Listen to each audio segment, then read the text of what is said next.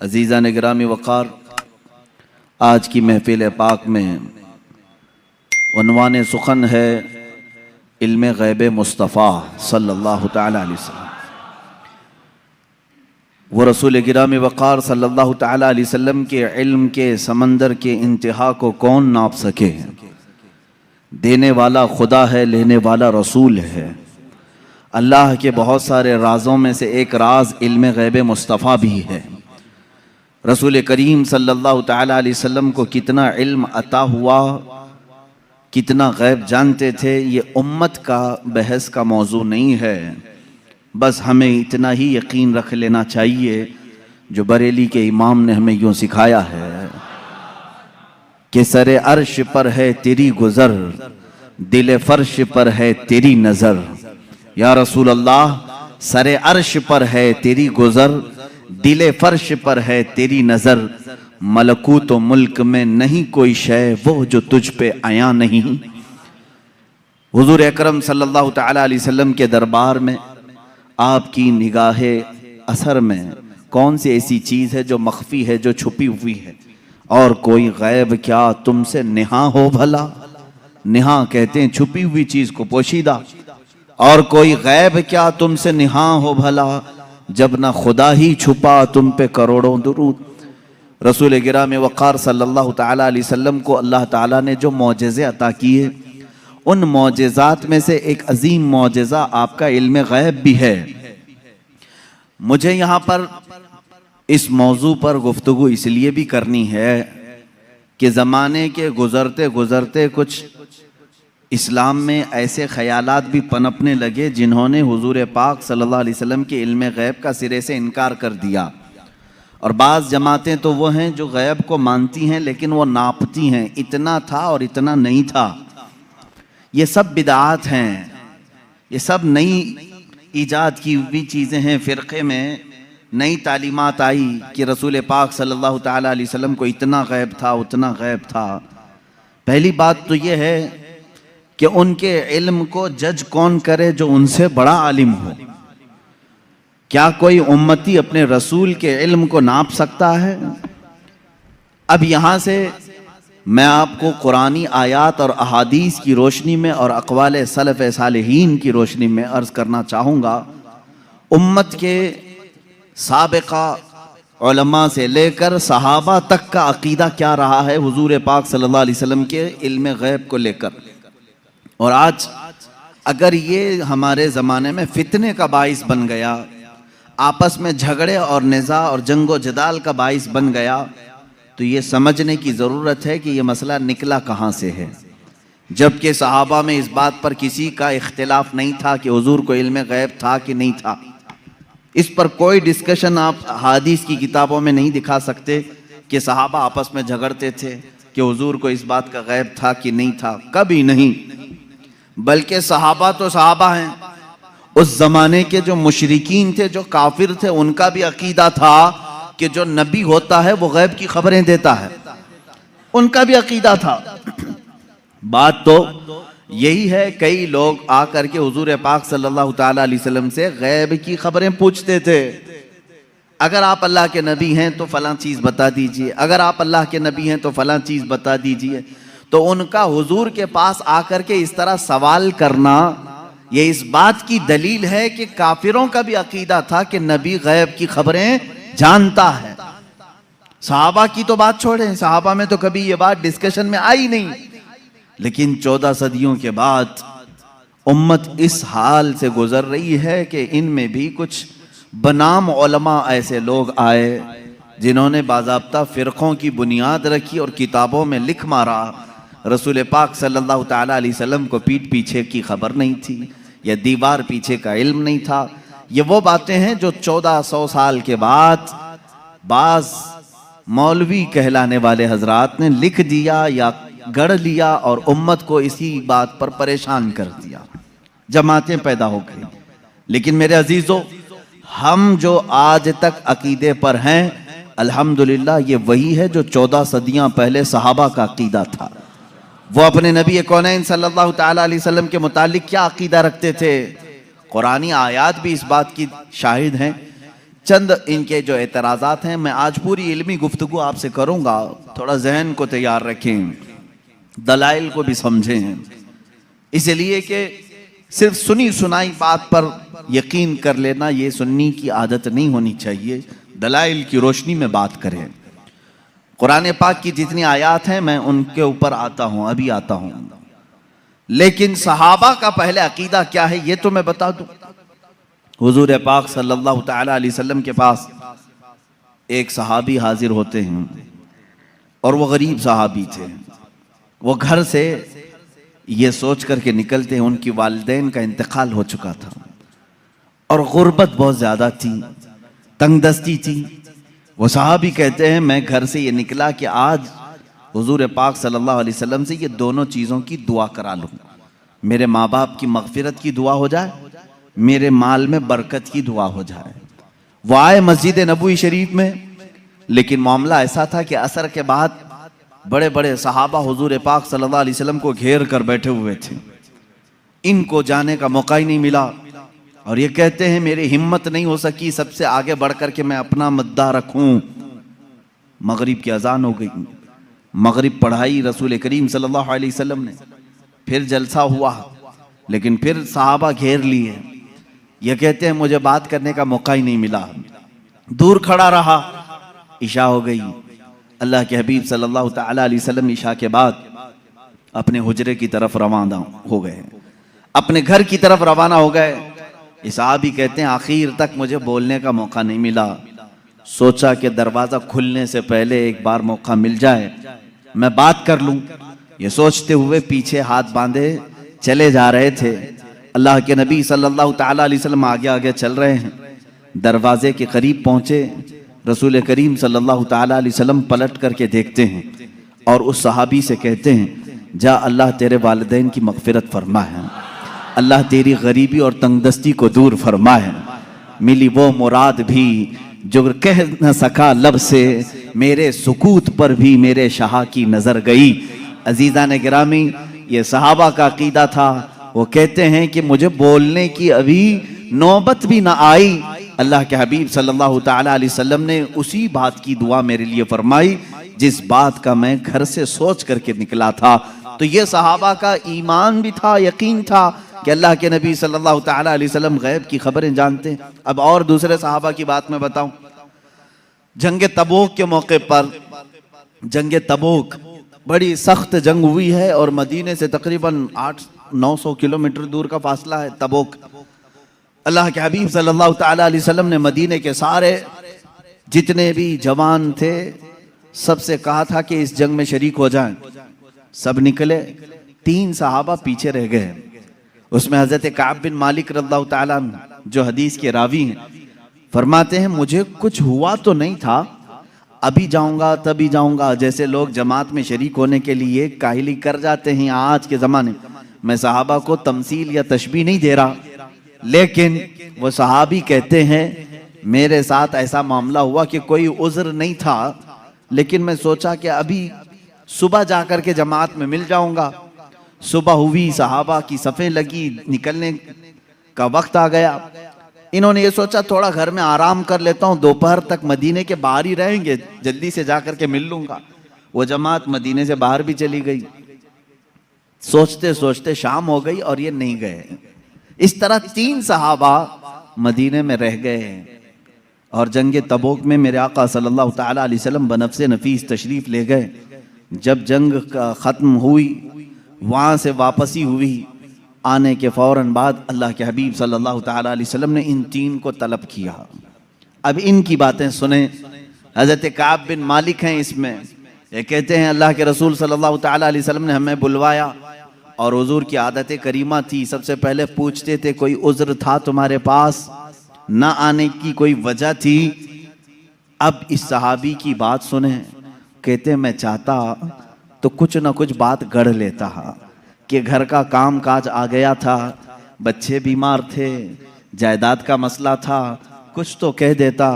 हज़रत काब कहते हैं, ये अल्फाज हैं उनके, मैं कुछ बहाना कर ले जाता, लेकिन उसके पास क्या बहाना करूं जो दिलों की हालात भी जानता है, जो दिलों की भी खबर रखता है।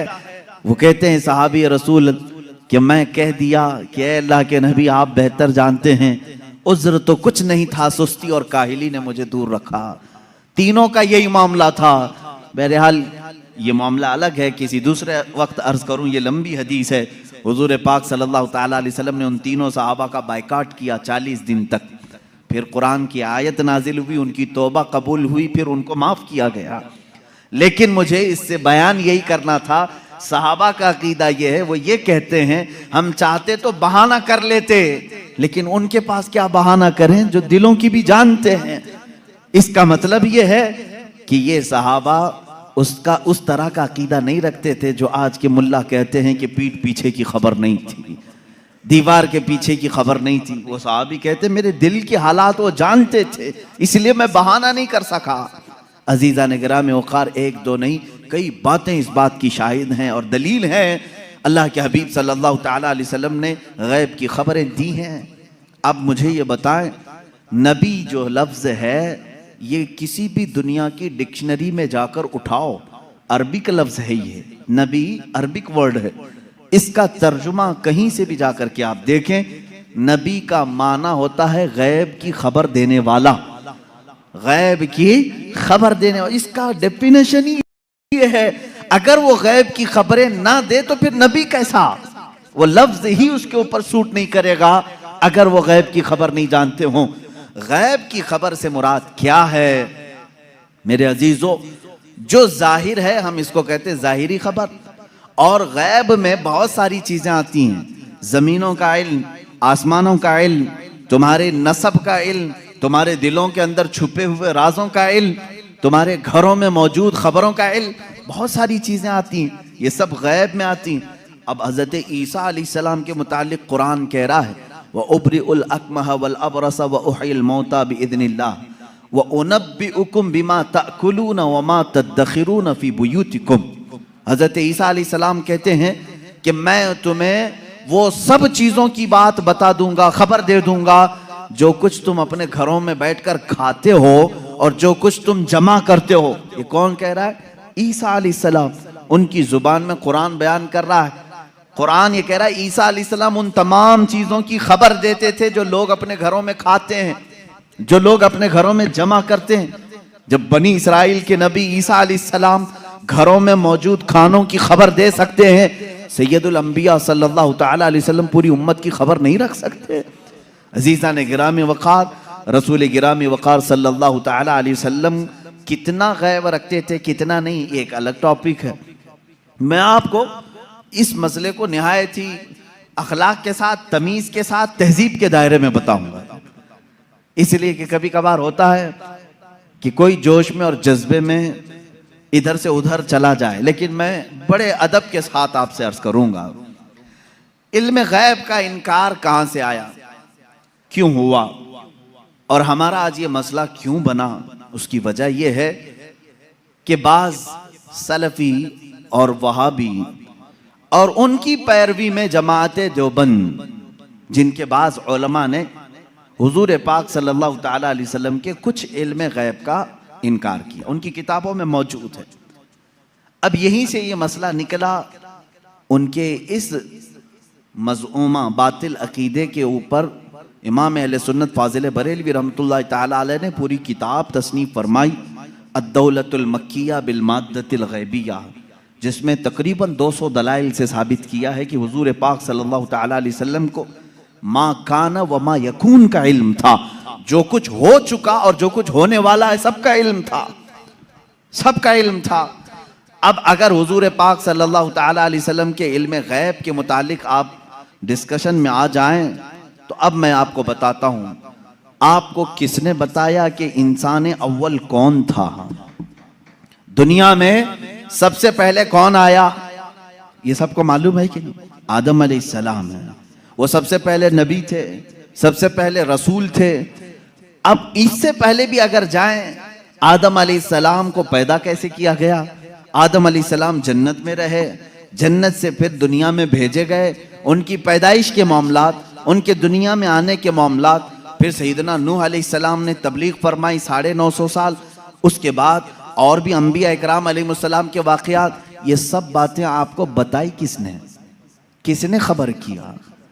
कौन बताया आपको? सबका नुक्ता इत्तिहाद तुम्हारे यहाँ जमा होगा मुहम्मदुर रसूलुल्लाह सल्लल्लाहु अलैहि वसल्लम।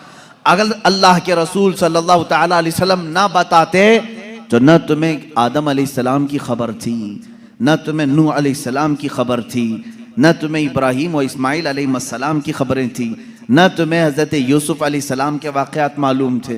कुरान जो कुछ भी बयान हुआ है वो मुस्तफ़ा की ज़ुबान से तो बयान हुआ है, मेरे आका सल्लल्लाहु ताला अलैहि वसल्लम के ज़ुबान से बयान हुआ है। तो मेरे अजीज़ों, जो हो चुका हुजूर उसका भी इल्म रखते हैं, जो हो चुका मेरे आका सल्लल्लाहु ताला अलैहि वसल्लम उसका भी इल्म रखते हैं, उसकी खबर रखते हैं। अब बाद में होने वाला ये भी आपको मालूम है, हर मुसलमान का अकीदा है क़यामत आने वाली है या नहीं? अगर इनकार करोगे तो इस्लाम से निकल जाओगे। क़यामत कैसे आएगी इसका पूरा नक्शा भी मालूम है, कैसे आएगी आपने उलमा से सुना होगा, किताबों में पढ़ा होगा। क़यामत के करीब क्या क्या हालात होंगे, निशानियां क्या क्या हैं, ये सब चीजें बताई गई। याजूज माजूज आएंगे, दज्जाल निकलेगा, सूरज पश्चिम से निकलेगा, दाब्बतुल अर्ज़ आएगा, ये बड़ी बड़ी निशानियां। ईसा अलैहिस्सलाम नाजिल होंगे, इमाम मेहदी का ज़हूर होगा, ये बड़ी बड़ी निशानियां। और उसके बाद एक दिन ऐसा आएगा कि सूर फूंका जाएगा।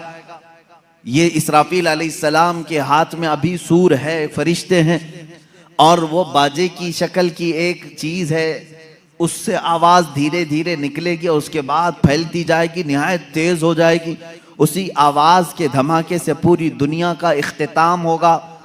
फिर सूरज चांद टकरा दिए जाएंगे, तारे फट जाएंगे, जमीन उड़ा दी जाएगी, पहाड़ रूई के गाले की तरह उड़ रहे होंगे। फिर मैदान क़यामत कायम किया जाएगा, क़यामत आएगी। इतना सारा डिटेल ये किसने बताया आपको? ये कौन बताया है? अगर रसूल पाक आने वाली खबरों को नहीं जानते थे तो फिर क़यामत की खबर कभी नहीं देते। इसका मतलब है अल्लाह के नबी सल्लल्लाहु ताला अलैहि वसल्लम आदम अलैहिस्सलाम की पैदाइश से लेकर रोज़े क़यामत तक जो सूर फूंका जाएगा, कायनात की हर चीज से वाकिफ थे, हर चीज से बाखबर थे। हुजूर अकरम सल्लल्लाहु ताला अलैहि वसल्लम का इल्म गैब कितना था, कितना नहीं था, अब इस पर आते हैं हम। इसलिए कि बाज़ उलमा, उनसे हमारा भी डिस्कस हुआ, उन्होंने कहा कि आप खामखा वहाबी और देवबंदी जमात से इख्तिलाफ रखते हैं। हम कभी इनकार नहीं करते हुजूर सल्लल्लाहु ताला अलैहि वसल्लम के इल्म गैब का, लेकिन हम ये कहते हैं कि पूरा पूरा इल्म गैब उनके पास नहीं था। हमारा उन्होंने बाज़ाब्ता हमारे साथ ये डिस्कस किया, पूरा इल्म गैब नहीं था। हम हम हुजूर के थोड़े से इल्म गैब का इनकार नहीं करते, हाँ था रसूल को, लेकिन पूरा नहीं था हर चीज का। मैंने कहा इस पर क्या दलील है आपके पास? उन्होंने कहा बाज़ मकामात पर हुजूर ने कहा है मुझे मालूम नहीं, बहुत सारे ऐसे मकामात हैं वाक़या हो गया, हुजूर को उसकी खबर नहीं रही। इसका मतलब है हुजूर को पूरे इल्म गैब का पूरा इल्म गैब नहीं था, थोड़ा सा तो था, हम इसका इकरार करते हैं। मेरे अजीज़ों, जवाब सिर्फ इतना ही है कि चलो मियाँ, हम और आप बैठते हैं, हम ये लिखते हैं कि हुजूर का क्या क्या इल्म गैब था, और आप ये लिखो कि हुजूर को किस किस चीज़ का नहीं था। मुबारक हो तुम्हें, तुम हुजूर के इल्म गैब की नफी पर लिखते जाओ और हम हुजूर के इल्म गैब के इस बात पर लिखते जाएंगे कि अल्लाह के नबी सल्लल्लाहु ताला अलैहि वसल्लम को किन किन चीज़ों की खबर थी और तुम किन किन चीज़ों की नहीं थी, इस पे लिखो। और उसके बाद मातम करो अपनी जिंदगी पर कि अल्लाह ने तुम्हें किस तरह की ये ड्यूटी लगाई कि नबी कौनैन का नक्श निकालने पर पूरी जिंदगी लगा दी। हुजूर पाक के सल्लल्लाहु ताला अलैहि वसल्लम के मर्तबे को कम करने के लिए तुम्हें ड्यूटी लग गई, तुम इस चीज पर तैयार हो गए।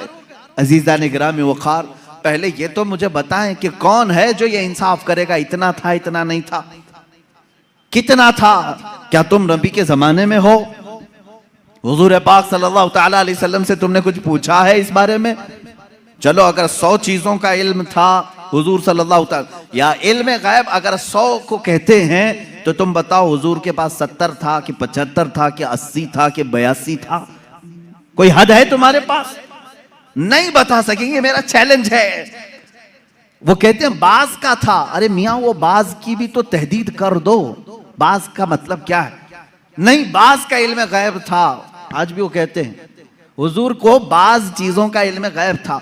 मैं यही कहता हूं वो बाज कितना था ये आप मुतय्यन करके बता दो।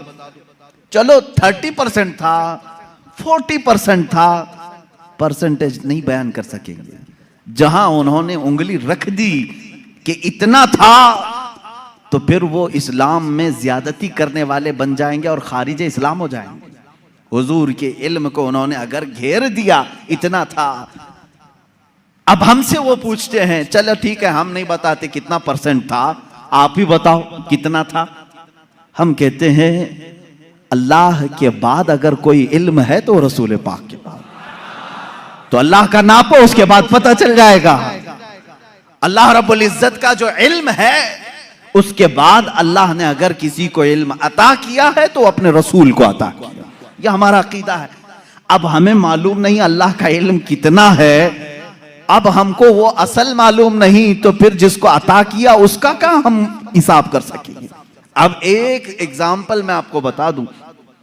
सैयदना खिजर अलैहिस्सलाम, जिनको खदिर कहा गया है, मूसा अलैहिस्सलाम और हजरत खदिर का जो वाकया है सूरह कहफ में है। उन्होंने खुद कहा है कि मुझे बाज चीजों की हिकमत दी गई। हजरत मूसा अलैहिस्सलाम हजरत खिजर से मिलने के लिए गए थे, मालूम होगा आपको वाकया। मूसा अलैहिस्सलाम अपने ज़माने के जलीलुल क़द्र पैगंबर है। आपने अल्लाह की बारगाह में दुआ की कि अल्लाह जो इल्म और हिकमत से भरा हुआ तेरा बंदा है मुझे उससे मुलाकात करा।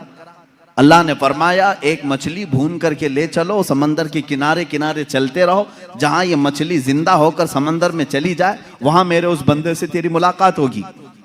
कुरान पाक में ये मौजूद है सूरह कहफ में। मूसा अलैहिस्सलाम अपने गुलाम के साथ लेकर चलते रहे एक जगह आराम करने के लिए। आप रुके, सो गए, मछली वहीं जिंदा हुई, भुनी हुई मछली, तली हुई मछली जिंदा हुई और समंदर में कूद गई। गुलाम ने खबर नहीं किया, उठाया नहीं। मूसा अलैहिस्सलाम आराम फरमा रहे थे, फिर जब बेदार हुए तो गुलाम भूल गए, आगे चल पड़े। मूसा अलैहिस्सलाम को भूख की शिद्दत हुई तो आपने कहा लाओ वो मछली खा लेते हैं, अब लंबा सफर नहीं होगा। तब गुलाम ने कहा वो मछली वहीं उछल कर चली गई थी जहां आप आराम कर रहे थे। वाकया तवील है। वापस मूसा अलैहिस्सलाम वहां आए तो देखा एक सफेद पोश बुजुर्ग थे। उन्होंने आपका नाम लेकर के आपको सलाम की, मुलाकात हुई। हजरत मूसा अलैहिस्सलाम ने उनसे कहा कि मैं आपके साथ कुछ दिन रहना चाहता हूं। उन्होंने कहा तुम मेरे साथ नहीं सब्र कर सकोगे। मूसा अलैहिस्सलाम ने कहा रहूंगा। उन्होंने एक शर्त रखी, मैं जो भी काम करूं उस पर पूछना मत कि ऐसा क्यों किया। मूसा अलैहिस्सलाम इस पर पाबंदी के साथ चलते रहे। 3 वाकयात कुरान में बयान किए गए। कश्ती पर बैठे और वो कश्ती वाला फ्री में बिठाया दोनों को, मूसा अलैहिस्सलाम और हजरत खिजर को। आप हजरत खिजर उसकी कश्ती को फाड़ने लगे। मूसा अलैहिस्सलाम ने कहा कि ये फ्री में बिठाया है, उसकी कश्ती को आप फाड़ रहे हैं। उन्होंने जलाल का इजहार किया, कहा मैंने कहा था आप मेरे किसी काम पर ना सवाल करें। आपने कहा आइंदा नहीं किया जाएगा। कश्ती से उतरे, एक मकाम पर गए, एक गांव में कुछ बच्चे खेल रहे थे, उसमें खूबसूरत बच्चा था, उसको पकड़ करके उन्होंने मार दिया हजरत खिजर ने। मूसा अलैहिस्सलाम ने फिर पूछा कि आपको यही बच्चा मिला था, इसको आपने मार दिया? उन्होंने फिर कहा, आपने फिर पूछा। उन्होंने कहा मूसा अलैहिस्सलाम ने आखिरी एक मौका और, एक गांव पहुंचे, गांव वालों से कहा हमको मेहमान बना लो। गांव वालों ने इनकार कर दिया, हम दोनों को मेहमान नहीं रखेंगे और ना खाना खिलाएंगे। वो वहां से निकले, उस गांव की एक दीवार गिर रही थी। मूसा अलैहिस्सलाम से हजरत खिजर ने कहा चलो दोनों मिलकर के दीवार को सीधी करते हैं। मूसा अलैहिस्सलाम ने कहा एक तो गांव वालों ने खाना भी नहीं खिलाया, मेहमान भी नहीं बनाया, इनकी दीवार को हम क्यों सही करें, और आपने ऐसा क्यों किया? हजरत खिजर ने कहा अब यहाँ से तुम्हारा और हमारे जुदाई का रास्ता। हादा फिराक़ु बैनी व बैनक सउनब्बिउक बितअवील मा लम तस्तति अलैहि सबरा। कुरान कहता है अब खिजर अलैहिस्सलाम ने कहा जिस पर आपको सबर नहीं हुआ उनमें से हर एक की मैं हिकमत बताता हूँ। इसके पीछे छुपा हुआ गैब का इल्म क्या था? ये कौन कह रहा है? सैयदना खिजर अलैहिस्सलाम। इसके पीछे छुपे हुए राज क्या थे? वो कश्ती जिसमें हम बैठे थे, मैंने इसलिए फाड़ा कि किनारे एक बादशाह जालिम जो अच्छी कश्तियों को देख करके गसब कर लेता था, लूट लेता था। मैंने उस पर एहसान करके थोड़ा सा ऐब लगा दिया ताकि इस मजदूर की कश्ती को बादशाह हड़प ना ले, गसब ना कर ले। ये इसके अंदर छुपा हुआ गैब था, गैब का इल्म था। मूसा अलैहिस्सलाम को दूसरे वाक़ये की खबर उन्होंने दी। वो बच्चे के मुतालिक मुझे अल्लाह की तरफ से ये इल्म था कि वो बड़ा होकर के अपने माँ बाप को भी मारेगा और कातिल बल्कि वो काफिर बना डालेगा, इसलिए मैंने उसको मार दिया ताकि इसके वालिदैन महफूज रहें, ईमान की हालत में रहें। तीसरे, उस दीवार को हमने जो सही किया वो दर हकीकत 2 यतीमों की थी। उनके बाप ने उस दीवार के पीछे खजाना दफन किया है, अगर ये गिर जाती तो गांव वाले हड़प ले जाते। मैंने उन यतीमों की हिफाजत के लिए दीवार को सही किया। ये 3 गैब की खबरें बताते हैं हजरत खिजर। उसके बाद जो बात है खिजर, सैयदना खिजर, इनके मुतालिक खुद इख्तिलाफ है कि ये नबी थे कि वली थे, नबी थे कि वली थे। बाज़ उलमा ने कहा बनी इसराइल के नबी थे, बाज़ उलमा ने कहा नहीं वो अपने वक्त के वली थे। बहरहाल अल्लाह ने उनको इल्म हिकमत अता किया था। अब आओ मैं आपको बताता हूँ कितना दिया था। अब यही बात चल रही ना, कितना दिया था, इतना कि उतना। हजरत मूसा अलैहिस्सलाम ने हजरत खिजर से पूछा कि आपको कितना इल्म गैब मिला। वो समंदर के सफर पर थे। समंदर को तो जानते हैं आप, इसका किनारा कौन देखा है, इधर शुरू हुआ कि उधर खत्म हुआ, मालूम ही नहीं पड़ता। समंदर तो वहां तक दिखता है जहां तक आसमान लगा हुआ दिखता है। समंदरों को आपने देखा होगा तो मालूम है, हमने सफर भी किया है, कोई किनारा समंदर का दिखता नहीं जल्दी। हजरत खिजर उस वक्त कश्ती में बैठे हुए हैं मूसा अलैहिस्सलाम के साथ। एक चिड़िया उड़ती हुई आई, बैठी, उसने चोंच मारा और समंदर से कतरा पानी पी और उड़कर चली गई। हजरत खिजर कहते हैं इल्मे इलाही की मिसाल समंदर की तरह है और चिड़िया ने जितना कतरा पानी उसमें से पिया उतना भी मुझे नहीं मिला है। ये कौन कह रहा है? सैयदना खिजर, बनी इसराइल के नबी, जिनके गैब की खबरें मूसा अलैहिस्सलाम को बताई गई। उतना इल्म था उनके पास जो चिड़िया समंदर के कतरे में, समंदर में से जितना पी ले। मेरे अजीजों, अब यहाँ से कितना और इतना का अंदाजा वही कर सकेगा जो इल्म इलाही को नापा होगा। अल्लाह का इल्म कितना है। अब यहाँ रसूल करीम सल्लल्लाहु ताला अलैहि वसल्लम के दरबार में आते हैं। अगर आप सवाल करते हैं कितना था कितना नहीं था, तो ये मसला हम डायरेक्ट अल्लाह से क्यों ना पूछ लें? ऐ मौला, अता करने वाला तू है, लेने वाला तेरा रसूल है, तू ही बता दे कितना इल्म था।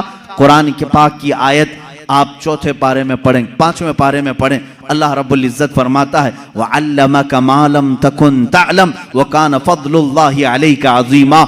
ऐ रसूल, हमने आपको इल्म गैब कितना दिया, कितना दिया?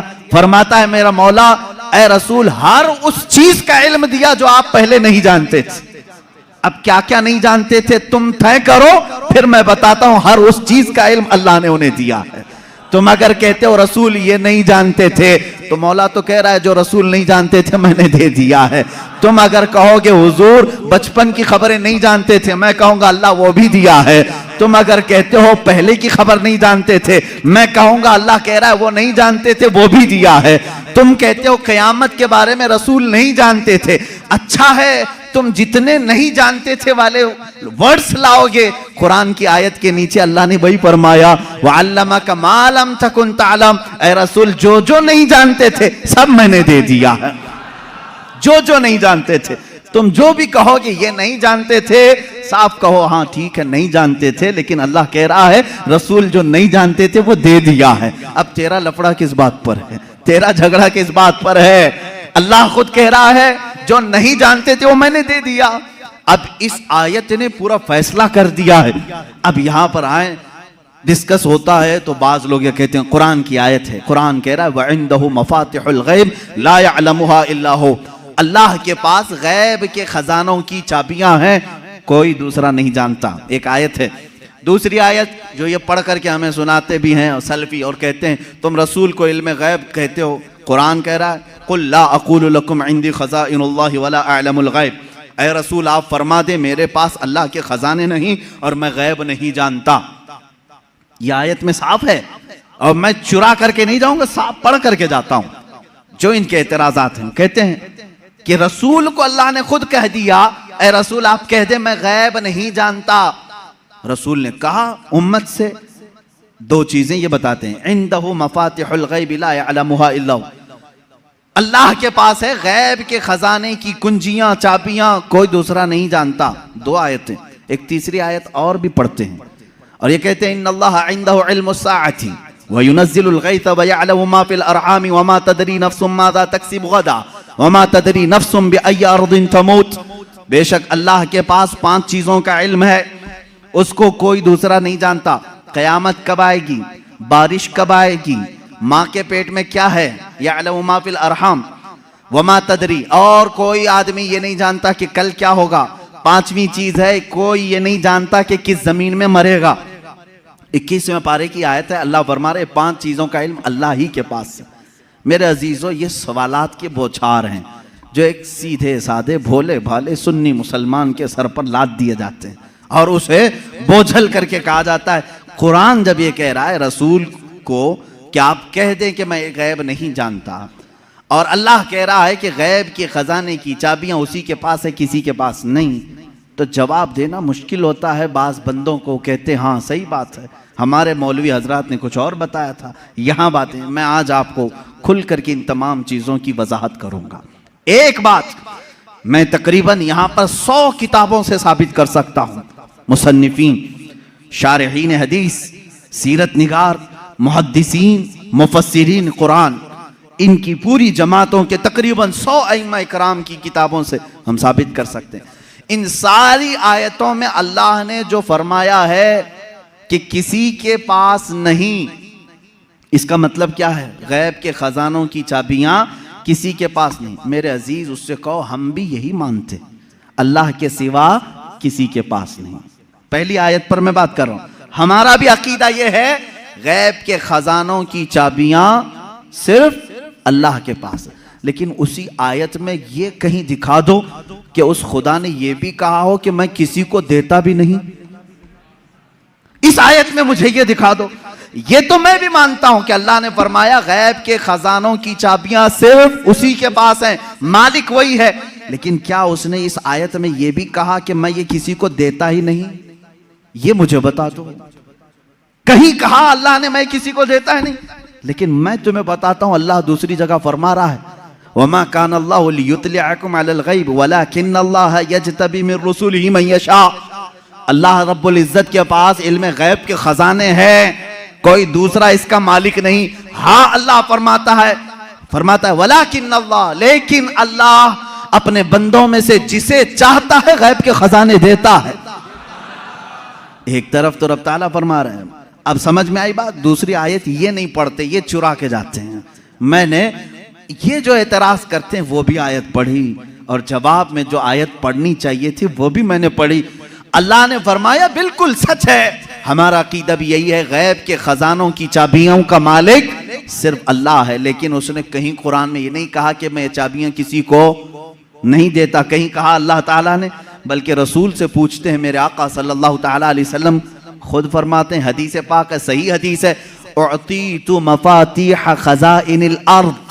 मेराज की रात आपको अल्लाह ने क्या क्या दिया? हुजूर फरमाते हैं, मुझे जमीन के सारे खजानों की चाबियां अल्लाह ने दी। रब है मोती ये है कासिम, रिस्क उसका है खिलाते ये हैं। टेंशन तीसरे को क्यों है? तकलीफ तीसरे को क्यों है? अल्लाह फरमा रहा है देना चाहे वो अपने बंदों में से जिसको चाहे दे दे। एक आयत ये है। अब दूसरी बात, आप ए रसूल फरमा दें कि मैं गैब नहीं जानता। एक आयत ये भी पढ़ करके बता। देखो 7वें पारे में है, अल्लाह ने फरमाया ए रसूल आप कह दें मैं गैब नहीं जानता। इसका मतलब क्या है? जब रसूल खुद फरमा रहे हैं मैं गैब नहीं जानता। अजीज़ान गिरामी वक़ार, हर आयत का पस मंज़र देखना होगा कि आयत क्यों नाजिल हुई, किस मकाम पर नाजिल हुई। अजीज़ान गिरामी वक़ार, रसूल करीम सल्लल्लाहु ताला अलैहि वसल्लम के लिए कोई ये अकीदा न गढ़ ले कि जैसे खुदा का इल्म है वैसे रसूल का भी इल्म है। ये शिर्क हो जाएगा। किसी सुन्नी का ये अकीदा है? क्या आप रसूल को खुदा के बराबर समझते हैं? रसूल का इल्म खुदा के इल्म के बराबर है? नहीं। अल्लाह का इल्म उसका अपना जाती इल्म है, और रसूल का जो इल्म है वो अता किया हुआ है। खुदा को किसी ने अता किया, लेकिन रसूल को अल्लाह ने अता किया है। अब यहां पर अल्लाह ने जो रसूल से फरमाया, ए रसूल आप कह दे मैं गैब नहीं जानता, इसका मतलब वैसा गैब जो अल्लाह का है वो मैं नहीं जानता, हाँ वो सब जानता हूं जो अल्लाह ने मुझे दिया है। बात समझ में आ गई? ये दूसरी आयत हो गई। तीसरी आयत, जो 5 चीजों का इल्म अल्लाह के पास है, वो कौन कौन सी 5 चीजें मैंने बता दिया। कयामत कब आएगी, माँ के पेट में क्या है, बारिश कब आएगी, कौन कहाँ मरेगा और कल क्या होने वाला है। ये 5 चीजें 21वें पारे में अल्लाह ने फरमाया। ये बहुत सारे लोग एतराज के तौर पर इसी आयत को पेश करते हैं, कहते हैं देखो रसूल को अल्लाह ने इन चीजों से भी दूर रखा था, ये 5 चीजों की खबरें नहीं। जबकि आप हदीसें पढ़ें तो ये 5 चीजों की खबरें हुजूर ने दी हैं। कुरान कह रहा है इसका इल्म किसी के पास नहीं, और रसूल यहां खबरें दे रहे हैं।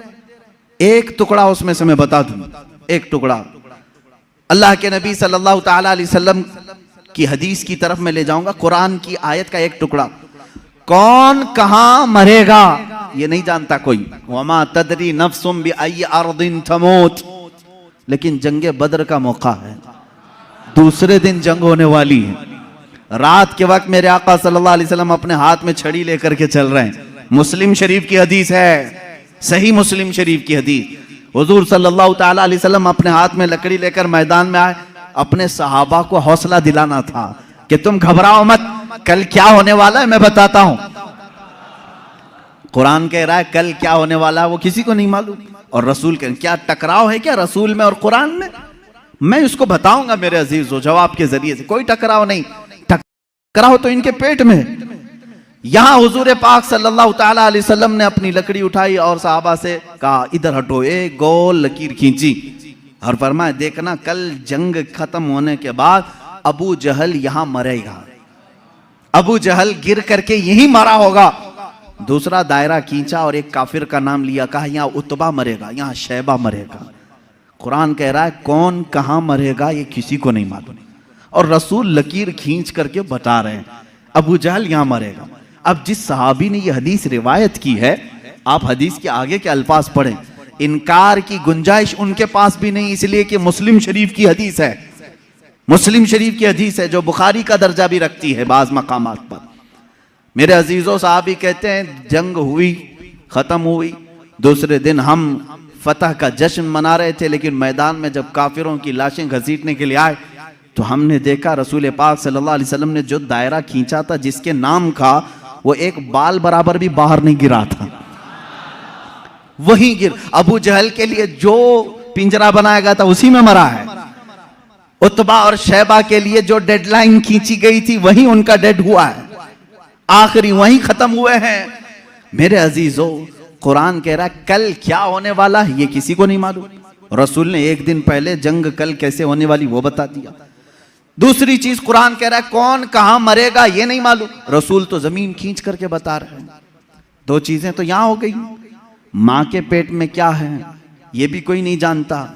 तुम रसूल की बात आते हो तो यहां कहते हो देखो रसूल, कुरान कह रहा है मां के पेट में क्या है वो नहीं जानता। तुम तो डॉक्टरों के बारे में भी इतना इल्म रखते हो कि सोनोग्राफी से बता देते हैं लड़का है कि लड़की है। आज के जदीद इल्म में इसका तो इनकार नहीं है। अब ये कुरान की आयत जिस चीज को मना कर रही है कोई नहीं जानता, इसका मतलब क्या है? इसका मतलब क्या है? अब बारिश का मसला है, बारिश कब होगी ये किसी को नहीं मालूम, बारिश कब होगी ये किसी को नहीं मालूम। लेकिन बारगाह मुस्तफ़ा सल्लल्लाहु अलैहि वसल्लम में एक साहबी हाजिर हुए, कहा कि आका कहत पड़ गया है, बकरियां सूख रही हैं, जानवर मरने के करीब में, बारिश नहीं है, कब आएगी? ये किससे पूछने आए साहबी? रसूल पाक से। जबकि कुरान कह रहा बारिश कब आएगी ये किसी को नहीं मालूम। मालूम होना ना होना अलग बात है, रसूल पाक ने कहा अभी नाजिल कर दे। हुजूर पाक सल्लल्लाहु ताला अलैहि वसल्लम को अल्लाह ने इतना इख्तियार अता किया कि आपने हाथ उठाया और कहा ए मौला हमारे कहत साली को दूर कर दे, बारिश बरसा। वो साहबी कहते हैं हमारे हाथ नीचे भी नहीं हुए थे कि बारिश शुरू हो गई, और इतनी हुई 8 दिन तक होती रही। दोबारा वो आए वही साहबी, उन्होंने कहा आका अब पानी भर गया है और घरों में आ रहा है, आप इतना कह दें कि अब बारिश मदीने में नहीं दूर बरसे। हुजूर ने फिर हाथ उठाया और कहा अल्लाहुम्मा हवालैना ला अलैना, ऐ अल्लाह हमारे इर्द गिर्द बरसा, अब हमारे लिए काफी है। वो साहबी कहते हैं मदीने के ऊपर से बादल छट गया, यहां सूखा रहा, आसपास बारिश बरसती रही। तुम तो इनकार कर रहे हो कि रसूल को कब बारिश आएगी ये नहीं मालूम। हदीस तो बता रही है रसूल जब चाहे आ जाए, जब चाहे आ जाए। अब आयत का क्या मतलब है? आयत में जो इनकार है और हदीस में भी है, हुजूर ने फरमाया 5 चीजों का इल्म किसी को नहीं। यहां यही जवाब मैं दूंगा, ऐ मेरे अजीज, अल्लाह ने ये सच फरमाया कि ये 5 चीजों का इल्म अल्लाह ही के पास है, लेकिन पूरी आयत में अल्लाह ने ये कहीं नहीं फरमाया ये मैं किसी को दूंगा भी नहीं। अल्लाह ने फरमाया ये 5 चीजों का इल्म मैं किसी को देता भी नहीं, बल्कि अल्लाह जिसे चाहे इन 5 चीजों से खबरदार करे। जब आम बंदों को अल्लाह इन 5 चीजों से खबर कर सकता है तो अपने गैब बताने वाले रसूल को क्या ये 5 चीजों का इल्म नहीं दिया जाएगा? बेशक मेरे आका सल्लल्लाहु ताला अलैहि वसल्लम को खबरें थी। अब आओ अहादीस की रोशनी में कौन कौन सी चीजें सहाबा ने महसूस की हैं। जंगे बद्र के कैदी जो थे, वो जो कैद हुए थे 70 लोग थे, उनके बारे में मशवरा हो रहा था। बहुत सारी चीजें हैं गैब की खबरों में, मशवरा हो रहा था कि क्या किया जाए। बाज ने कहा इनको मार डालें, जला दें, बहुत इन्होंने सताया है मुसलमानों को। लेकिन हज़रत अबू बकर सिद्दीक़ रज़ियल्लाहु ताला अन्हु के मशवरे पर अमल हुआ। उन्होंने कहा इनसे फिदिया लेकर के छोड़ दिया जाए। हुजूर पाक सल्लल्लाहु ताला अलैहि वसल्लम हर एक कैदी को बारी बारी बुला रहे थे कि तुम्हारे पास जो है वो ले आओ, माल दो और आज़ाद हो जाओ, क्योंकि उन्होंने तलवार उठाई थी। तलवार उठाने का ये जुर्म है, अब आज़ाद हो। दूसरी कौमें तो छोड़ती नहीं, तलवार उठाने वाले को मार दिया जाता है या जेल में डाला जाता है। ये मेरे आका का रहम था कि फिदिया दे करके उन्हें छोड़ा जा रहा था, इसलिए कि ये बाद में फिर दायरे इस्लाम में आएंगे, छोड़ा जा रहा था। उन्हीं कैदियों में हुजूर के चचा अब्बास भी थे। वो ईमान लाए हुए नहीं थे, काफिरों की तरफ से लड़ने के लिए आए थे। अब्बास वो भी कैदियों में थे, चचा हैं। हुजूर सल्लल्लाहु ताला अलैहि वसल्लम के पास पहुंचे, कहा ऐ चचा आप तो उनके दुश्मनों के साथ आए थे, फिदिया दो और आज़ाद हो जाओ। कहा मेरे पास कुछ भी नहीं है, मेरे पास कुछ भी नहीं है, माल कुछ भी नहीं है। हुजूर पाक सल्लल्लाहु ताला अलैहि वसल्लम ने क्या फरमाया जानते हैं? कहते हैं चचा जब मक्का से निकले थे अपनी बीवी उम्मुल फजल को एक गठरी आपने सिक्कों की दी थी, फलां जगह छुपाने के लिए कहा था, वो गठरी मंगवाएं और फिदिया दें और आज़ाद हो जाएं। अल्लाह अकबर। हज़रत अब्बास कहते हैं ये राज था मेरा और मेरी बीवी का। ये मोहम्मद अरबी सल्लल्लाहु अलैहि वसल्लम जंग के मैदान में बता रहे हैं, चचा आप घर से निकलते वक्त जो पैसों की थैली अपनी बीवी को सुपुर्द करके आए थे और कहा था फलां जगह छुपा के रखना, किसी को बताना मत, हुजूर ये तक बता रहे हैं। हज़रत अब्बास ने कहा मैं फिदिया तो लाऊंगा लेकिन पहले कलमे तैयबा भी पढ़ लूंगा। दायरा इस्लाम में आई हज़रत अब्बास रज़ियल्लाहु ताला अन्हु हुजूर सल्लल्लाहु ताला अलैहि वसल्लम पर ईमान लाए। मेरे अजीजों उनका तो ये अकीदा था कि रसूल हमारे घरों में छुपी हुई चीजों को भी जानते। जंगे बद्र में आए हुए और भी जंगे बद्र ही से मुतालिक बड़ी नफीस बात है, हदीस है। जंगे बद्र में जो कुफार और मुशरिकीन आए थे, इसमें कई गैब छुपे हुए हैं, कई गैब जिनकी खबरें हुजूर सल्लल्लाहु अलैहि वसल्लम ने दी। खत्म हुई, इसमें काफिरों को भारी नुकसान हुआ था, बड़ा नुकसान हुआ था। ये तो मालूम है कि सिर्फ 14 सहाबा की वफात हुई, शहादत हुई, बाकी 70 उनके मारे गए, 70 कैदी बनाए गए, पूरा माल वो छोड़ के भागे थे जो 1000 की तादाद में आए थे और इधर 313 ही थे। उसके बाद वो इसी गम में पेचो खम खा रहे थे, गलता पेचा थे मक्का के लोग, यानी हसद में जल रहे थे।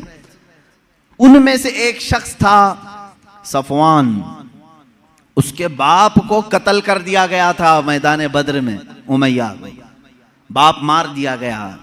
जब लोग जाकर के वाकयात सुना रहे थे, वो बहुत मालदार आदमी था सफवान, बहुत गम में आ गया कि मेरे बाप इतने बड़े आदमी सरदार कुरैश को मोहम्मद के साथियों ने कत्ल कर दिया। गम और गुस्से में, गैज़ में वो जल रहा था। उसी की कैटेगरी का एक और शख्स उमैर बिन वहब, उमैर बिन वहब इनका बेटा कैदी बन करके हुजूर के पास गिरफ्तार हो चुका था। एक का बेटा कैदी बना है, एक का बाप मारा गया है, दोनों सेम कैटेगरी के हो गए। दोस्ती जल्दी होती है। ऐसे दोनों का जब मैटर सेम हो तो दिल की बातें शेयर होती रहती हैं।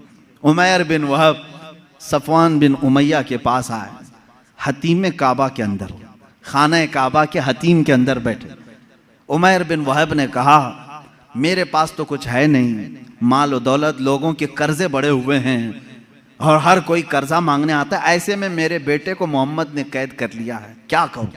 सफवान ने देखा सेम मैटर मेरा भी है, मुझे भी बदला लेना है, इसका भी है, एक काम करते हैं। उसने ऑफर दिया, कहा ए उमैर तेरे सारे कर्जे चुका दूंगा, प्लस इनाम दूंगा और मेरी तरफ से तलवार दूंगा, बस तू मोहम्मद का कत्ल करके आ।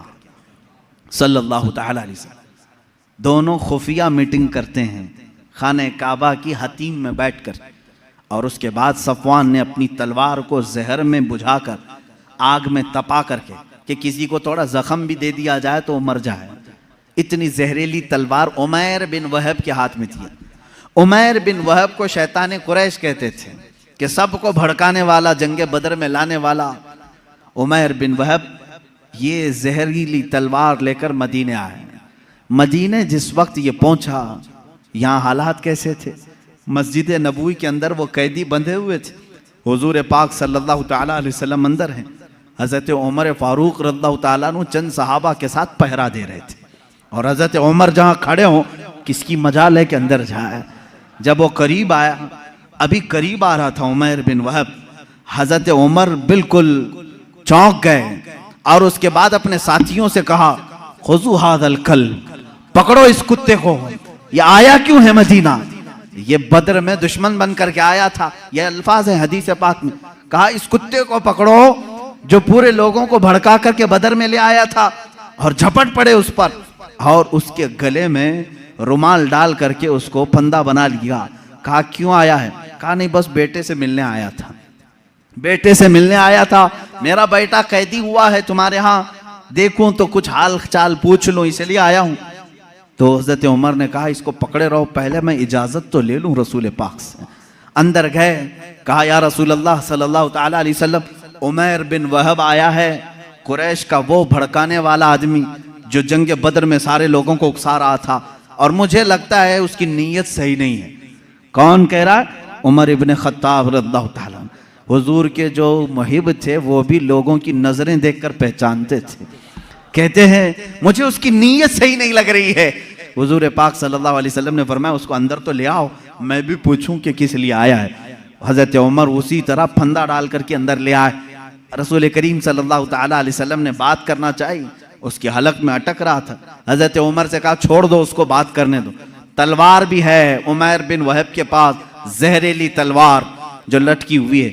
रसूल करीम सल्लल्लाहु तआला अलैहि वसल्लम के ऊपर कभी किसी का रौब तारी नहीं हुआ, कभी हुजूर पाक के जिस्म अक़दस पर किसी का रौब तारी नहीं हुआ। निहायत ही संजीदगी के साथ अल्लाह के नबी सल्लल्लाहु तआला अलैहि वसल्लम ने पूछा ए उमैर क्यों आना हुआ मदीने? उसने कहा बेटे की खैर खैरियत के लिए आया हूँ, मेरा बेटा कैदी बन करके आपके यहाँ आया है। हुजूर ने फरमाया नहीं, ये मकसद नहीं होगा तेरा, ये मकसद तो नहीं होगा, सच सच बता। कहा नहीं, बेटे की खबर लेने के लिए ही तो आया हूं। हुजूर ने फरमाया बेटे की खैरियत पूछने के लिए तलवार लेके क्यों आए हो? तलवार की क्या जरूरत है? उसने तलवार नीचे फेंक दिया और कहा इन तलवारों का क्या, जंगे बदर में तो आपने देखा हमारे पास तलवारें थी फिर भी हम कामयाब नहीं हुए, इन तलवारों का क्या लेना। वो बातें बना रहा था जैसे सामने वाले को यूं समझा हो कि नहीं जानता है। वो तलवार नीचे रख करके कह रहा है तलवार से क्या होना जाना है, कुछ तो नहीं होगा।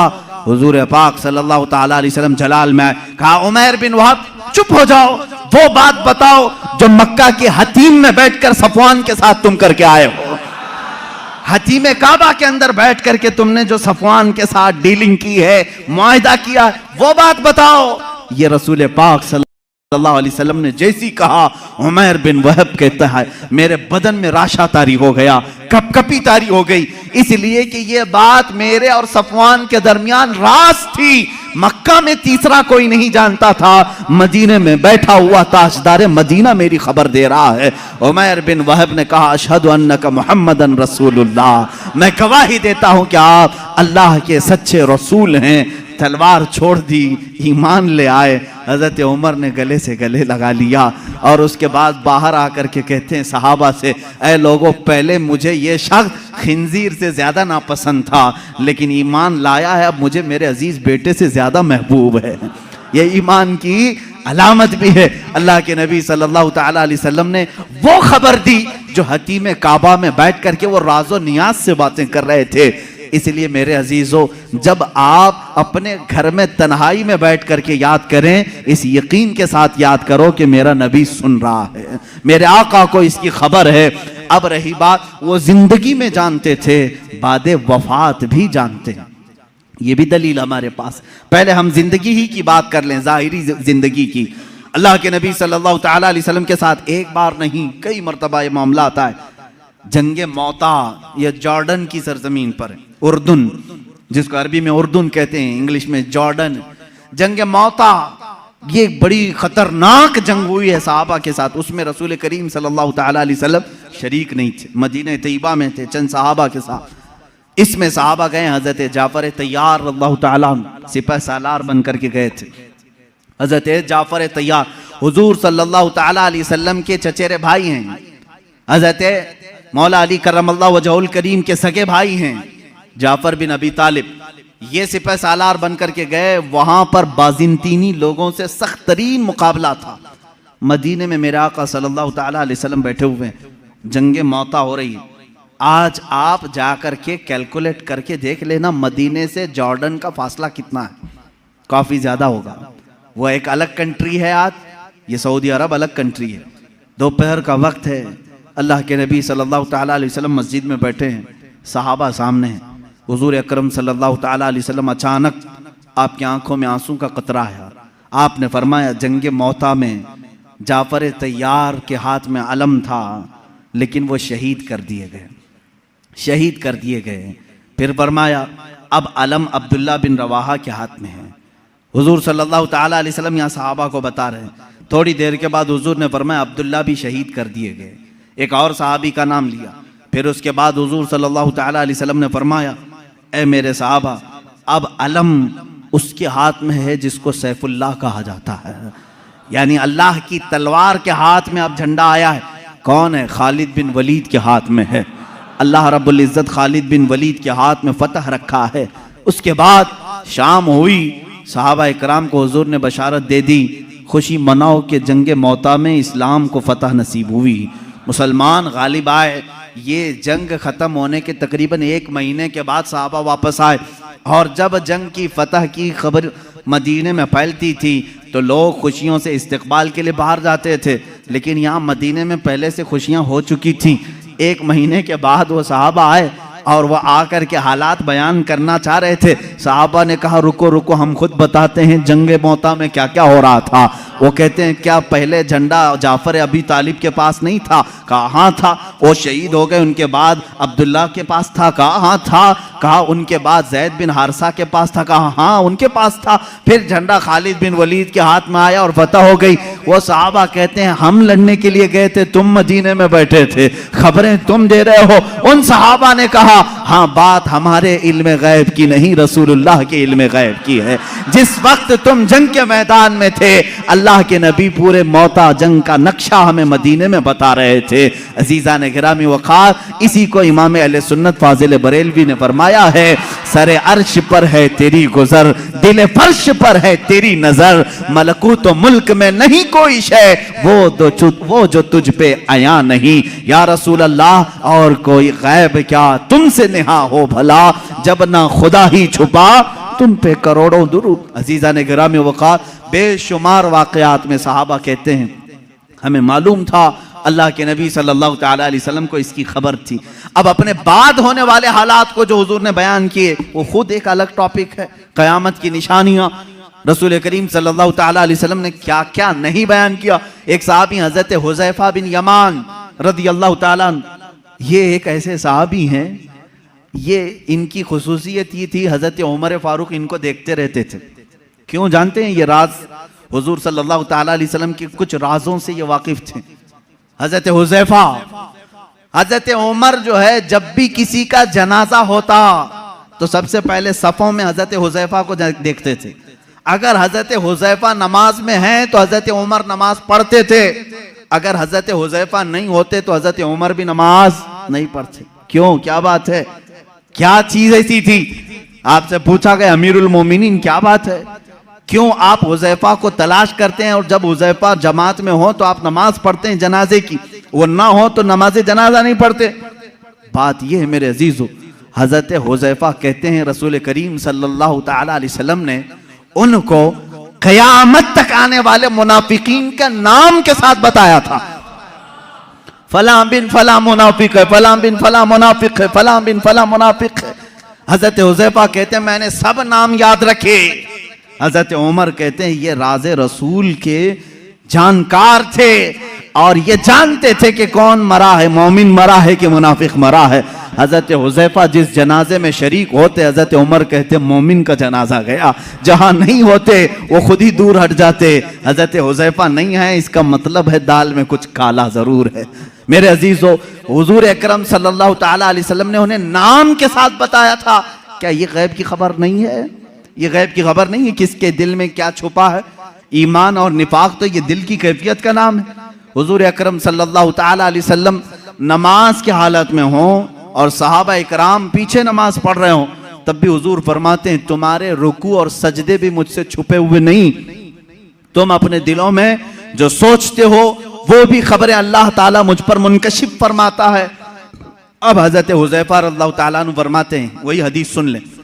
हुजूर अकरम सल्लल्लाहु ताला अलैहि वसल्लम एक दिन अपने हुजरे से बाहर आए, मिंबर पर खड़े हो गए, फज्र की नमाज पढ़ाकर मिंबर पर खड़े हो गए, खुतबा देते रहे, खुतबा देते रहे। हज़रत हुज़ैफ़ा कहते हैं ज़ोहर की अजान हो गई, ज़ोहर तक ज़ोहर की नमाज पढ़ाई। हुजूर पाक सल्लल्लाहु अलैहि वसल्लम फिर मिंबर पर चढ़े, खुतबा देते रहे, असर हो गई। असर के बाद फिर खुतबा दिया, मगरिब हो गई। मगरिब के बाद फिर खुतबा दिया, इशा हो गई। इतना लंबा खुतबा पूरी ज़िंदगी पाक में कभी नहीं था। हज़रत हुज़ैफ़ा रज़ियल्लाहु ताला अन्हु इस हदीस के रावी फरमाते हैं ये वो दिन था जब मैं तन्हा नहीं और भी सहाबा थे। अल्लाह के नबी सल्लल्लाहु ताला अलैहि वसल्लम ने अपनी वफ़ात के बाद से लेकर क़यामत तक आने वाले हर फितने को हुजूर ने खुतबे में बयान किया। और हुजूर हज़रत हुज़ैफ़ा फरमाते हैं इतने फितने, कौन किस फितने का बानी होगा, कौन फाउंडर होगा, कौन कौन सी जमातें तश्कील पाएंगी, कितने फ़िरक़े बनेंगे और फ़िरक़े का फाउंडर कौन होगा, उसके नाम के साथ हज़रत हुज़ैफ़ा कहते हैं 300 फितनों के बानियों के नाम तो मुझे याद हैं। हुजूर सल्लल्लाहु ताला अलैहि वसल्लम मिंबर पर बयान कर रहे हैं। और एक हदीस हज़रत अबू हुरैरा से, हुजूर सल्लल्लाहु ताला अलैहि वसल्लम अपने हाथ में 2 किताबें लिए हुए थे। पूछा हज़रत अबू हुरैरा ने क्या है? हुजूर ने फरमाया ये एक है, ये एक है, इसमें सारे जन्नतियों के नाम हैं, इसमें सारे जहन्नमियों के नाम। इसकी भी खबर अल्लाह ने रसूल पाक को अता की थी। अब कौन कौन सी चीजों को तुम निकालोगे कि ये नहीं जानते थे, वो नहीं जानते थे, कौन जन्नती है और कौन दोज़खी है, इसकी खबर भी मेरे आका सल्लल्लाहु ताला अलैहि वसल्लम अता फरमा रहे हैं। बल्कि जन्नत के अंदर पहुंचने वालों की खबरें, दोज़ख में कौन कौन जाएगा उनकी खबरें, कब्रों के मुतालिक, यहाँ तक कि एक हदीस पाक है हुजूर सल्लल्लाहु ताला अलैहि वसल्लम गुजर रहे थे, एक जगह कब्रस्तान के खड़े हो गए और आपने एक बेरी के दरख्त की टहनी शाख को तोड़कर उन कब्रों पर लगाया। हरे हरे पत्ते थे। सहाबा ने पूछा या रसूल अल्लाह सल्लल्लाहु ताला अलैहि वसल्लम क्या बात है, आपने ये पत्तों को इनकी कब्रों पर रखा, यहीं से फूल चढ़ाने का सबूत भी हमें मिलता है। हुजूर पाक सल्लल्लाहु ताला अलैहि वसल्लम ने हरी भरी टहनियाँ लगाई। हुजूर अकरम सल्लल्लाहु ताला अलैहि वसल्लम फरमाते हैं मैं गुजर रहा था, मैंने देखा इन दोनों कब्रों पर अजाब हो रहा है, इन दोनों कब्रों पर अजाब हो रहा है। और दोनों को अजाब किस वजह से हो रहा है ये भी मेरे आका ने फरमाया। एक चुगली करता था और दूसरा पेशाब के छींटों से नहीं बचता था, पेशाब के जो कतरे हैं वो उड़कर कपड़े में लगते हैं, इस पर भी अजाब दिया जा रहा है कब्र में। हुजूर अकरम सल्लल्लाहु ताला, इसीलिए किसी भी मोमिन को ये ज़ेब नहीं देता कि वो खड़े होकर के पेशाब करे और छींटे अपने बदन पर उछाले, ये मुसलमान को ज़ेब नहीं देता, वरना वो कब्र में अजाब में गिरफ्तार होगा। पेशाब के छींटों से अपने आप को बचाओ, इससे बीमारियां भी आती हैं, निसियान की बीमारी। जो पेशाब के छींटों से अपने आप को नहीं बचाता उसको भूलने की बीमारी लग जाती है, बार बार भूलेगा, हाफिजा कमजोर होगा और प्लस अजाब अलग। हुजूर अकरम सल्लल्लाहु ताला अलैहि वसल्लम फरमाते हैं, दोनों कब्रों पर मैंने टहनियां इसलिए रखी कि हर हरा पत्ता अल्लाह की तस्बीह बयान करता है। जब तक वो ताज़ा होते हैं अल्लाह की तस्बीह बोलते हैं पत्ते, और इनकी तस्बीह पढ़ने से उनके कब्र के अजाब में तखफीफ हो जाती है, अजाब उनका हल्का हो जाता है। अब समझ गए आप, कब्र पर टहनियां लगाने का सबूत इसी हदीस पाक से है। फूल भी ताज़े हम इसलिए डालते हैं कि वो तस्बीह पढ़ें और कब्र वाले को उसका फायदा हो। हाँ, औलिया कामिलीन के मज़ारात पर इसलिए कि उनके दर्जात में बुलंदी हो, अजाब में तखफीफ गुनहगारों के लिए, और जो नेकोकार हैं उनके दर्जात में बुलंदी के लिए। दोनों भी मकसद ठीक है। हुजूर अकरम सल्लल्लाहु ताला अलैहि वसल्लम ने कब्र के अंदर के हालात भी बयान फरमाए। कब्र के अंदर के हालात, एक बार खुतबे के लिए खड़े हुए लोगों से पूछा, ऐ लोगों कुछ पूछना है मुझसे पूछ लो, कुछ पूछना है मुझसे पूछ लो। एक साहबी हजरत अब्दुल्ला, उन्होंने पूछा कि या रसूल अल्लाह सल्लल्लाहु अलैहि वसल्लम मेरे बाप कौन है, मेरा बाप कौन है। लोग उनको ताना मारते थे। हुजूर सल्लल्लाहु ताला अलैहि वसल्लम ने फरमाया, अब्दुल्ला तेरे बाप का नाम हुज़ाफा है, हुज़ाफा है। और तहकीक के बाद यही बात साबित हुई, उनके वालिद अब्दुल्ला बिन हुज़ाफा, हुज़ाफा उनके वालिद थे। हुजूर सल्लल्लाहु ताला अलैहि वसल्लम को इसकी भी खबर है कौन किसका बेटा है, इसकी भी खबर है। अब बाद वफात की बात भी मैं बता दूं, क्या हुजूर सल्लल्लाहु ताला अलैहि वसल्लम को उनकी वफात के बाद की खबर होगी कि नहीं होगी? रसूल करीम सल्लल्लाहु ताला अलैहि वसल्लम को वफात के बाद खबर है या नहीं? हयात बादल ममात, ये मेरा खुद अलग एक उन्वान रहेगा, हयातुन नबी। लेकिन हुजूर की वफात के बाद वो अपनी उम्मत को जानते हैं कि नहीं जानते? अजीज़ान गिरामी, एक सहाबी कहते हैं हुजूर सल्लल्लाहु ताला अलैहि वसल्लम से, उन्होंने अर्ज किया, आका मैं आपसे करीब होने के लिए क्या करूं? हुजूर सल्लल्लाहु ताला अलैहि वसल्लम की वफात के बाद की बात पूछ रहे हूं। हुजूर ने फरमाया, तुम कसरत से दुरूद पढ़ो, कसरत से दुरूद पढ़ो। उन्होंने पूछा, हर उस सहाबी ने अच्छा किया जो पूछा। इस जमाने में वो फतवा भी दिया जा सकता है। उन्होंने पूछा, या रसूल अल्लाह सल्लल्लाहु अलैहि वसल्लम, क्या आपकी वफात के बाद, मौत के बाद मेरा पड़ा हुआ आप तक पहुंचेगा? यही तो सवाल है दूसरों का। और उन्होंने सुन्नियों का बोझ भी हल्का किया, कोई शक में ना रहे। हुजूर पाक सल्लल्लाहु अलैहि वसल्लम ने जवाब में भी इतना ही नहीं फरमाया पहुंचेगा, बल्कि यूं फरमाया सहाबी को, वो और लोग हैं जिनके मरने के बाद हड्डियां गल जाती हैं, जिस्म सड़ जाता है।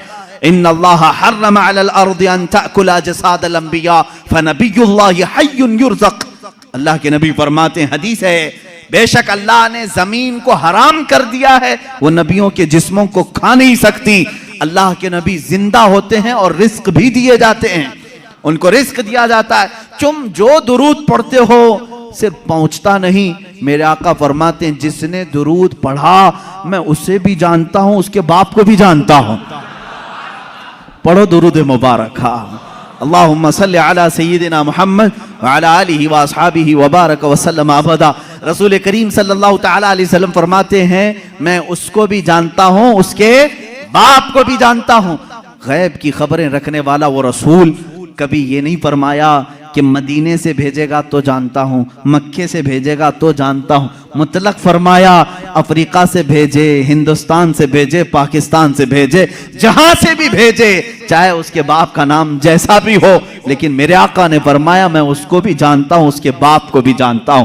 ऐ मुसलमानों, फख्र करो इस बात पर, कुर्बान जाओ इस बात पर। एक दुरूद ऐसा है, एक इबादत ऐसी है, जब हम यहां पढ़ते हैं हमारे बाप का तज़किरा मदीने में हो रहा होता है, मेरे आका की जालियों के सामने हमारे बाप का नाम तक पहुंच जाता है। इससे बड़ी खुशकिस्मती तुम्हारी और क्या हो सकती है, जब नबी को फरिश्ता जाकर यह बता रहा हो, या रसूल अल्लाह फलां का बेटा फलां अभी दुरूद पढ़ा है और आपकी बारगाह में पहुंचाया जा रहा है। फरिश्ते पहुंचाते हैं। बाज वो हैं, हुजूर फरमाते हैं, जिनके दुरूद को मैं खुद सुनता हूं, बाज वो हैं जिनके दुरूद को मैं खुद सुनता हूं और बाज वो हैं जिनके दुरूद को अल्लाह के मलाइका फरिश्ते मुझ तक पहुंचाया करते हैं। ये कब तक पहुंचाते हैं इसकी भी कोई लिमिट नहीं, जब तक क़यामत ना आ जाए रसूल पाक हर उम्मती की खबर रखते हैं। मेरे अजीजों, ये अकीदा क्यों जरूरी है मैं आपको बता दूं। जालिमों ने, अंग्रेजों ने, यहूदियों ने, उनके अंदर एक जमात है मुस्तशरिक, जिसको ओरिएंटलाइज्म कहा जाता है। ये मुस्तशरिक हैं, ये इस्लाम को पढ़ते हैं, होते यहूदी हैं, ईसाई हैं, मशनरी के लोग इस्लाम को पढ़ते हैं, कुरान पढ़ते हैं, हदीस पढ़ते हैं, आलिम भी बन जाते हैं और फिर हमारी यूनिवर्सिटीज में पढ़ाते भी हैं और लोगों के दरमियान इस्लाम की बातें करते हैं, लेकिन कुछ न कुछ इसमें से एतराज निकाल करके मुसलमानों के अकीदे में कशमकश लाना चाहते हैं, वसवसे डालना चाहते हैं। ऐसे हर जमाने में रहे, आज भी है। खुद मिस्र में जामिया काहिरा यूनिवर्सिटी का नाम है, काहिरा यूनिवर्सिटी, वहां पर आज भी वो यहूदी इस्लामी तालीमात पढ़ा रहे हैं, फिक़ह इस्लामी पढ़ाते हैं। वो है नहीं मुसलमान, लेकिन इस्लामी तालीमात से खूब वाकिफ है।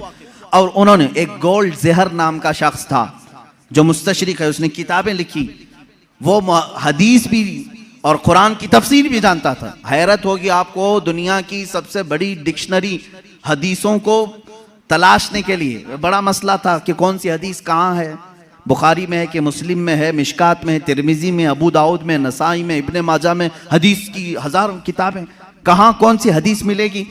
इसकी पहली डिक्शनरी जिन्होंने बनाया, अल-मुअजमुल मुफहरिस li अल्फाजिल हदीस, ये तकरीबन 6 या 7 जिल्दों में किताब है, डिक्शनरी है। अलिफ से अगर हदीस शुरू होती है तो ये कहाँ कहाँ मिलेगी उसके साथ लिखा हुआ है। इस पर पूरी मेहनत किया 4 यहूदी आलिमों ने, वो मुसलमान नहीं। उनको क्यों इतनी फिक्र है, क्यों वो इतनी मेहनत कर रहे हैं? तफसीर पर लिखा है इन्होंने, इल्मे तफसीर पर किताबें लिखी हैं। मेरे अजीजों, मोहब्बत इस्लाम में नहीं, अदावत इस्लाम में लिखते हैं और उसके बाद एतराज करते हैं खुद अपनी तरफ से और मुसलमानों में छोड़ देते हैं। यहीं से जमातें बनती हैं, यहीं से जमातें बनती हैं। इनके जो शागिर्द हैं मुस्तशरिकीन के, वो मॉडर्न ख्याल बन करके मुसलमानों में आते हैं और नई नई बातें ले आते हैं। मोहम्मद बिन अब्दुल वहाब नजदी, जो सबसे पहले अपने नए अकायद को सऊदी अरब में पेश किया, इनके उस्ताद कौन कौन थे जरा आप मुझे बताओ, कहां कहां पढ़े थे? उस्ताद से मुतासिर होकर के आए।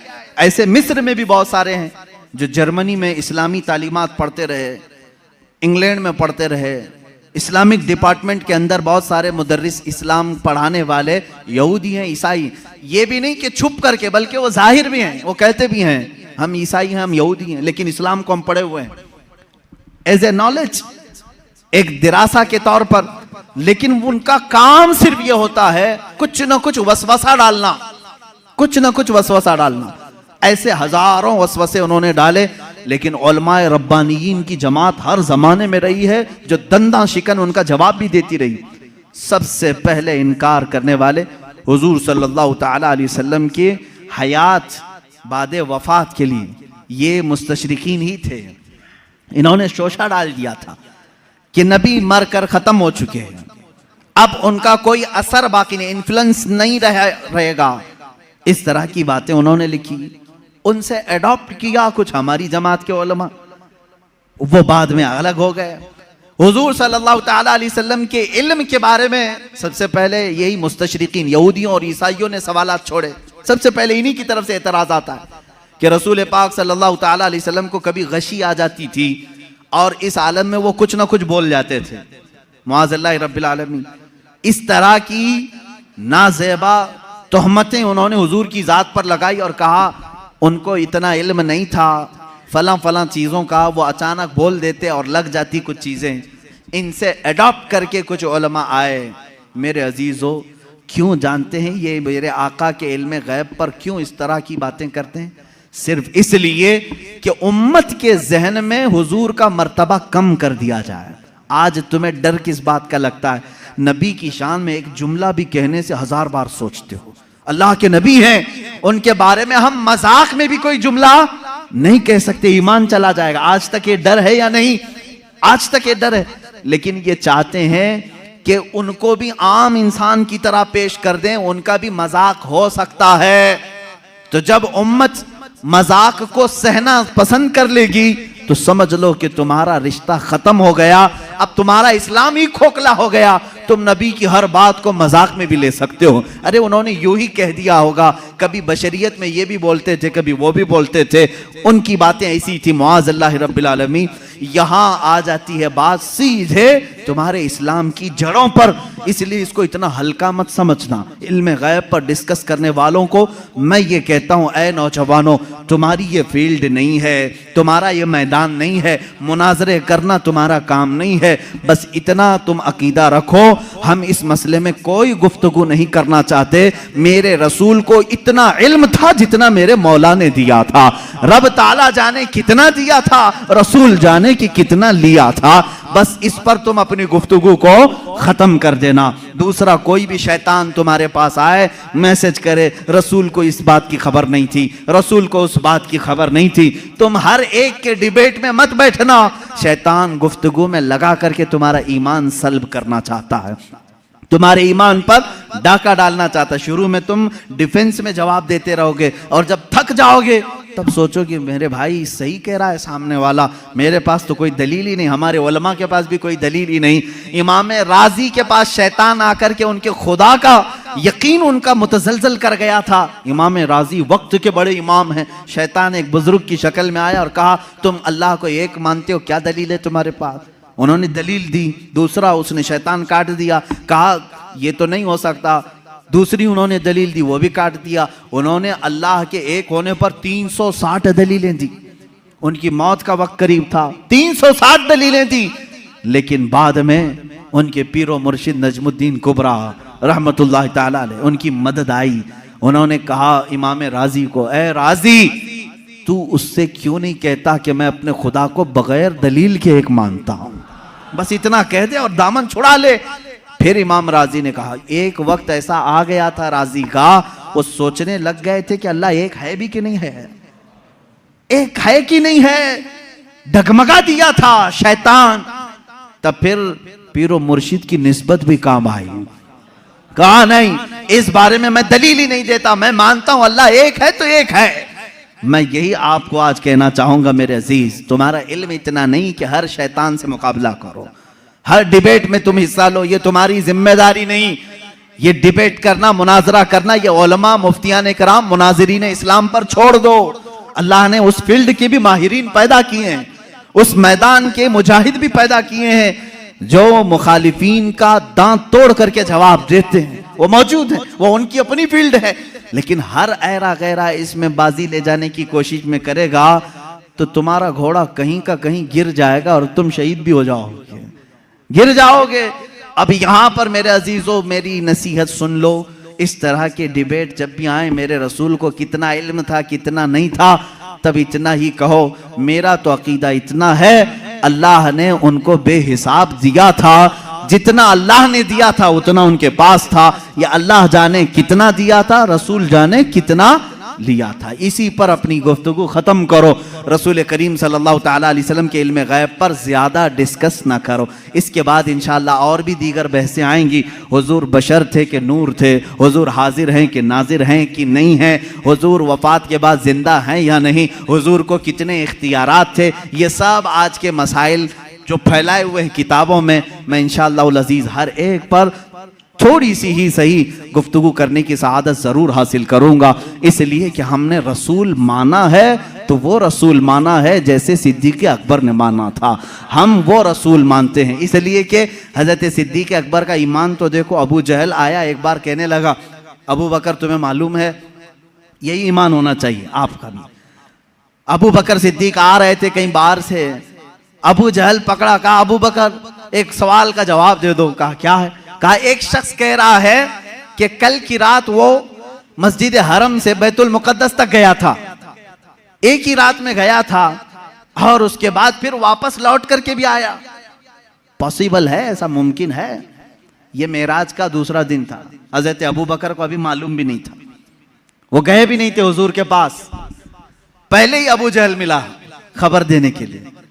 तो हजरत अबू बकर ने कहा ऐसा कैसा मुमकिन है, एक रात में कोई मस्जिद हरम से मस्जिद अक्सा तक जाए, पॉसिबल नहीं है, मुमकिन नहीं। क्योंकि मक्का से फिलिस्तीन का सफर जो है उस जमाने में 1.5 महीने का था, एक रात में कोई कैसे जाके आएगा। अब वो कहका मार के हंसने लगा, ठट्टा मार करके हंसने लगा, उसे यही तो पॉइंट चाहिए था। अबू जहल ने कहा अबू बकर इतनी ही बात नहीं, वो इससे भी आगे की भी बातें कह रहा है, तुम्हारा क्या ख्याल है। हजरत अबू बकर चौंक गए, बता तो सही कौन कह रहा है, कौन है ये जो दावा कर रहा है।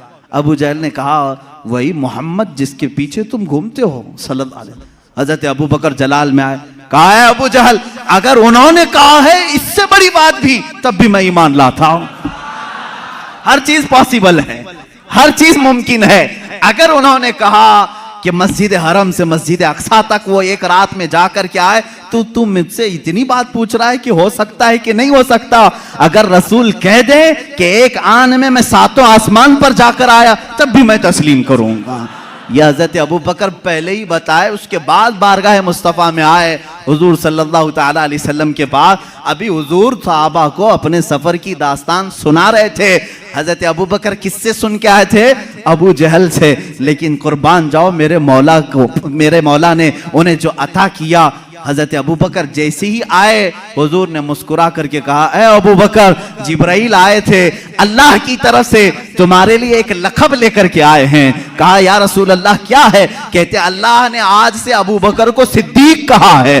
सिद्दीक उसको कहते हैं जो सच्चाई की तस्दीक करता है, जो हर सच्ची बात को एक्सेप्ट करता है। हजरत अबू बकर अभी हुजूर से सुने नहीं, दुश्मन से सुने हैं, तब वो इकरार कर रहे हैं, ए जालिमो, तुमने मुहद्दिसीन से सुना है, औलिया कामिलीन से सुना है, सहाबा ताबईन से सुना है कि रसूल क्या क्या जानते थे, फिर भी इनकार कर रहे हो। हजरत अबू बकर ने अबू जहल से सुन करके भी इनकार नहीं किया। अल्हम्दुलिल्लाह हम सिद्दीकी ईमान रखते हैं कि हमने अपने औलिया कामिलीन की जुबान से सुना कि रसूल मा काना व मा यकून की खबर रखते हैं। हमारा अकीदा भी यही है कि रसूल मा काना व मा यकून की खबर रखते हैं। वह अव्वलीन के भी आका हैं, वह आखिरीन के भी आका हैं। वही है यासीन, वही है ताहा, वही है फुरकान, वही है अव्वल, वही है आखिर। मेरे आका की जात पर ये सारी चीजें मुंतहा हैं।